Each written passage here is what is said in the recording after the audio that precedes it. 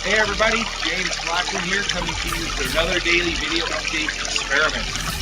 Today is April 7th, 2012, in episode 131 of 366. Today I'm broadcasting from a brand new location that I haven't broadcast to you before, and we're going to do today, at the suggestion of one of our viewers, she had an idea to do a little game where we're going to do Where in New Mexico is James? So today is clue number 1, tomorrow will be clue number 2, and then on Monday will be clue number 3. So it'll tell you guys exactly where I am, and the first person who guesses correctly what trail I'm hiking on and what canyon I'm in will get a free DVD signed of my latest movie creation, Shazam.